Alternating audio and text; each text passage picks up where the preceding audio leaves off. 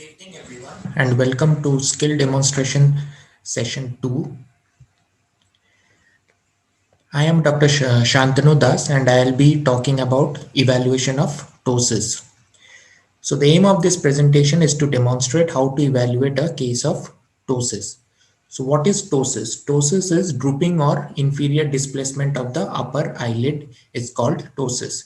So, how do we classify ptosis? It can be classified according to onset, that is congenital or acquired, and it can be classified on the basis of the etiology. It can be neurogenic, it can be myogenic, it can be aponeurotic, and it can be mechanical.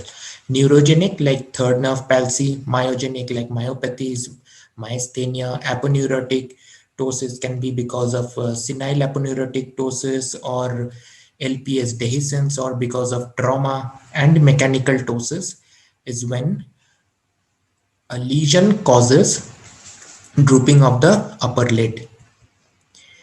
So before we go on to how to evaluate a case of ptosis, you should always be able to differentiate between pseudotosis and uh, proper ptosis. So pseudotosis, as the first picture shows, it's a case of hypotropia, whereas the second picture shows it's a contralateral lid retraction, which is giving rise to a picture of ptosis in the right eye. You should also be able to differentiate between dermatochalasis, which also gives rise to pseudotosis. So evaluation of ptosis. So these are some of the terminologies that we should be familiar with. PF is the palpebral fissure height, MRD1, MRD2, and the central corneal reflex.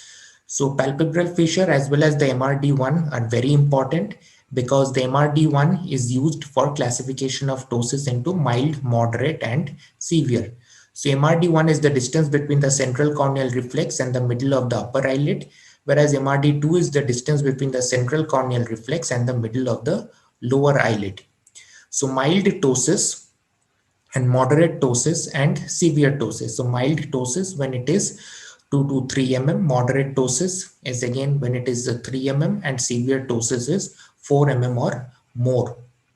So what are the normal values of the palpebral fissure height? Males, it is between 7 to 10 mm, and in females it is 8 to 12 mm. Lid crease distance in males it is 8 mm, whereas in females it is 10 mm. And marginal reflex distance, that is the MRD1, so it is between 4 to 5 mm. So evaluation of ptosis. So what is this marginal crease distance? So it is the distance between the upper lid and the most prominent upper lid crease in down gaze. We'll have to assess the levator function, which is the most important uh, part of assessing a patient with ptosis. So we usually follow the Burke's method, and here we ask the patient to look down and we measure the amount of excursion.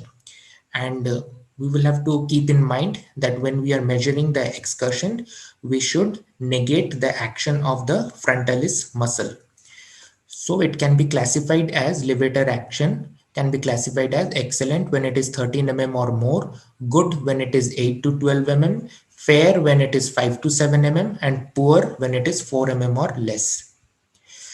So Bell's phenomenon is very important because we should keep in mind that following a ptosis surgery, there will be some amount of lag of thalamus, and if the patient has a poor Bell's phenomenon, then he is at risk of exposure keratopathy. So when it is good, when less than 1/3 of the cornea is visible, fair is 1/3 to 1/2 of the cornea is visible, and poor is when more than half of the cornea is visible. So these are some of the tests that we do to support our diagnosis of ptosis, and also to separate ptosis from any other causes like myasthenia. So fatigue test. So here we ask the patient to look up for 2 minutes, and if there is a worsening of ptosis after 2 minutes, we can come to the inference that it could be because of myopathies, myasthenia, or a senile aponeurotic ptosis. Ice pack test, what we do is we place an ice pack on the ptotic lid for 2 to 5 minutes, and if there is improvement of ptosis after this, we usually come to the reference that it is because of myasthenia. Tensilon test is another test to look for myasthenia. If there is improvement of ptosis, then we can come to the conclusion that it could be because of myasthenia.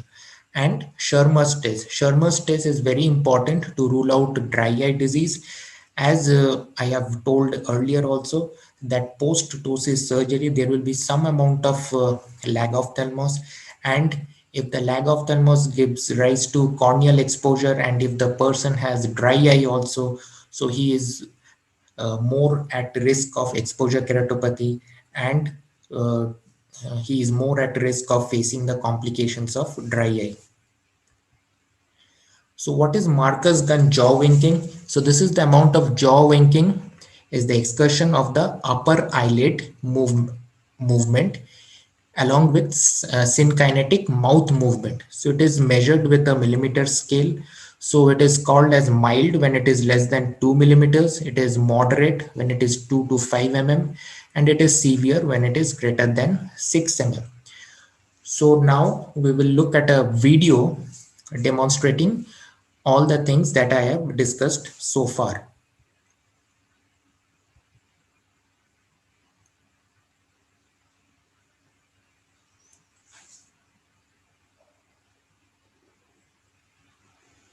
Good evening, everyone.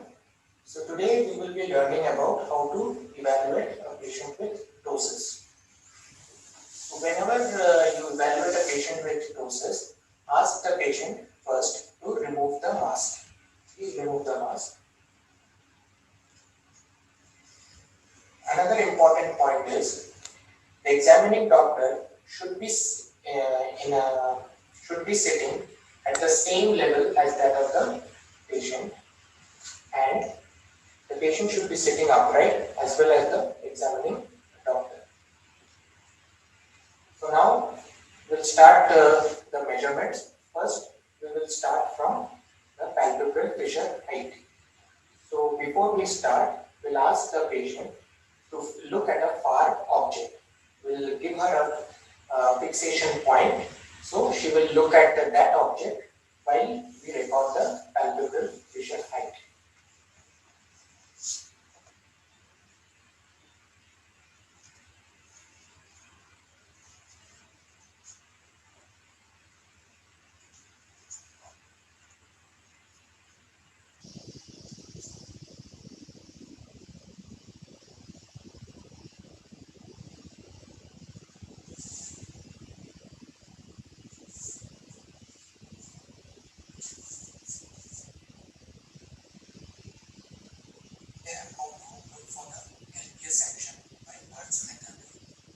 Ask the patient to look down, and then we'll have to measure the amount of excursion when I tell her to look up at the ceiling.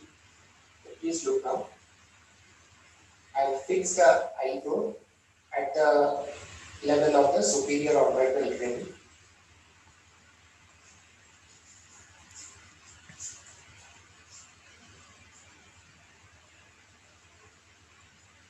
Look up.